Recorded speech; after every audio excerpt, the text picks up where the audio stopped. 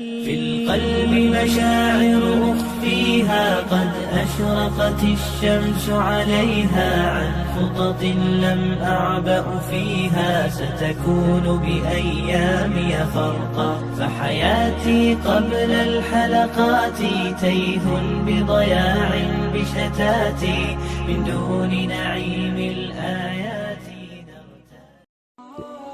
Assalamualaikum warahmatullahi wabarakatuh. Kisah Nabi Musa alaihissalam adalah yang paling banyak diceritakan di dalam Al-Quran. Nama Nabi Musa alaihissalam di Al-Quran disebut sebanyak 136 kali. Dari perjalanan Nabi Musa alaihissalam, pada akhirnya diketahui bahwa Allah subhanahu wa ta'ala tidak menyukai perbuatan sewenang-wenang ataupun yang menganiaya orang lain. Itu sebabnya salah satu perintah Allah subhanahu wa ta'ala kepada Musa adalah melawan raja yang berkuasa pada zaman itu, yaitu Fir'aun.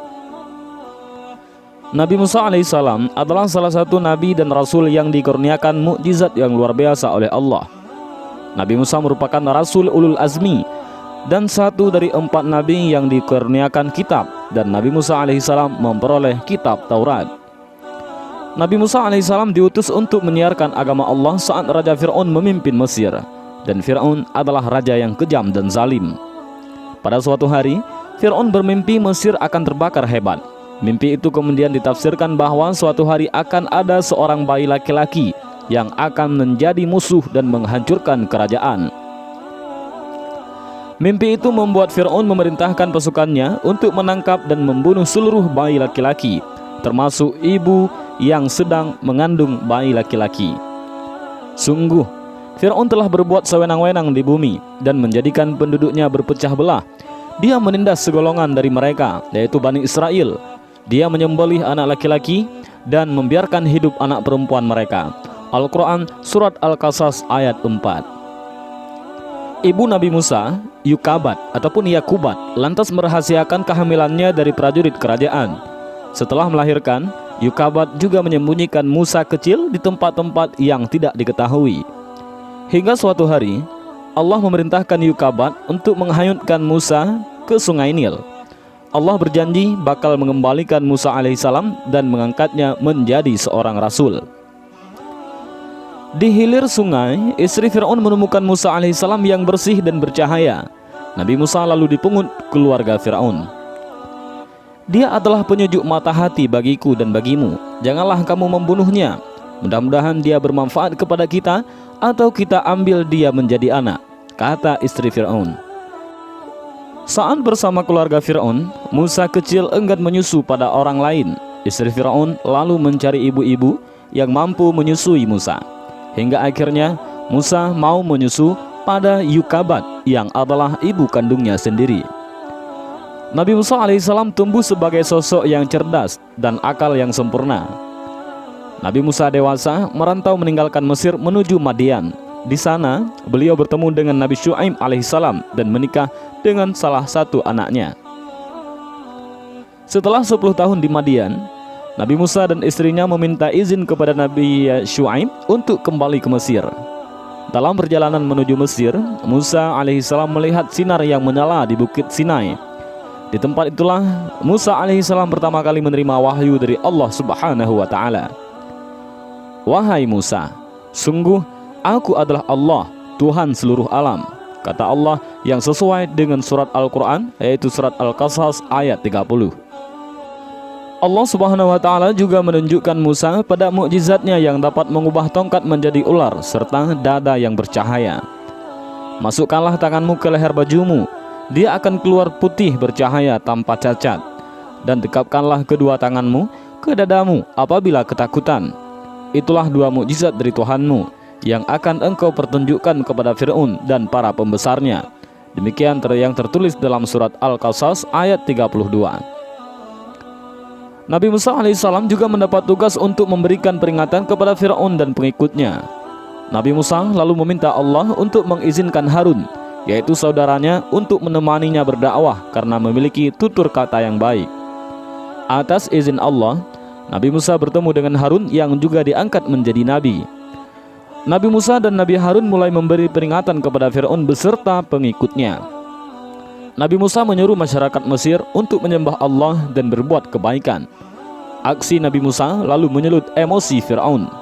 Namun, tak ada yang percaya pada Musa alaihissalam dan mukjizatnya sebagai tanda kekuasaan Allah. Pengikut Fir'aun menyebut Musa alaihissalam hanyalah permainan sihir belaka.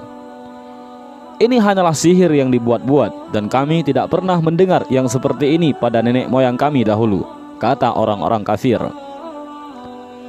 Fir'aun lalu menantang Musa dan Harun untuk melawan ahli-ahli sihir dari kerajaannya.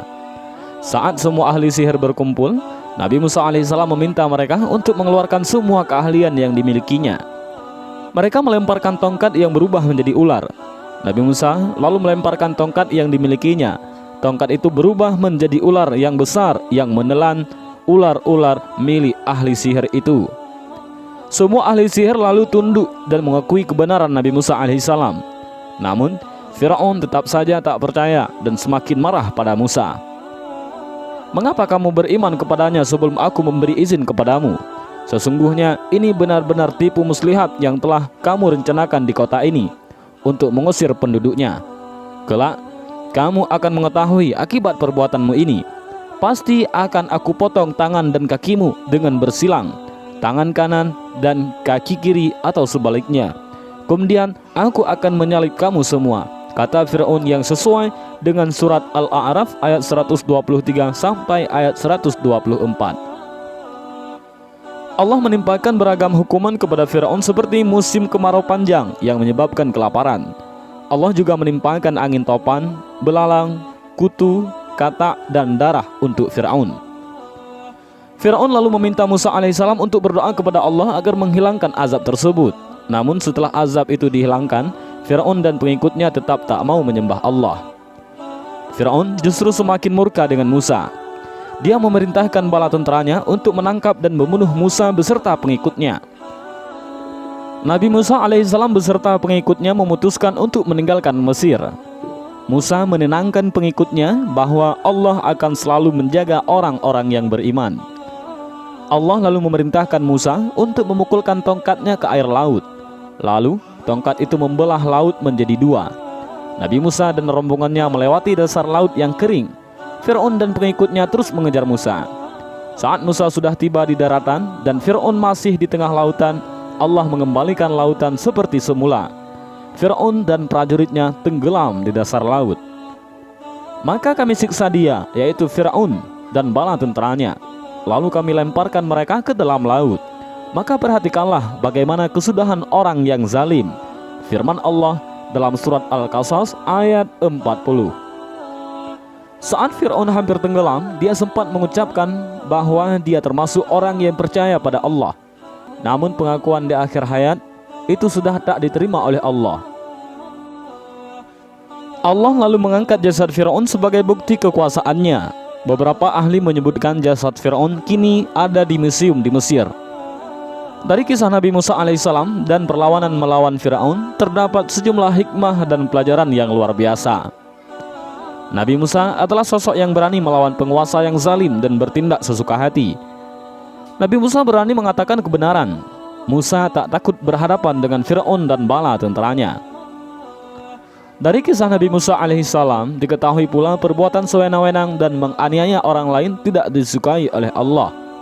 Allah bakal memberikan azab bagi orang yang berbuat kerusakan.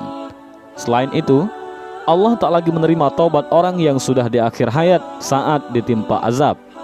Taubat itu sudah tak berguna lagi. Dan inilah sedikit kisah tentang Nabi Musa alaihissalam dengan Fir'aun. Mudah-mudahan cerita singkat padat ini memberikan kita hikmah dan pelajaran yang luar biasa. Assalamualaikum warahmatullahi wabarakatuh.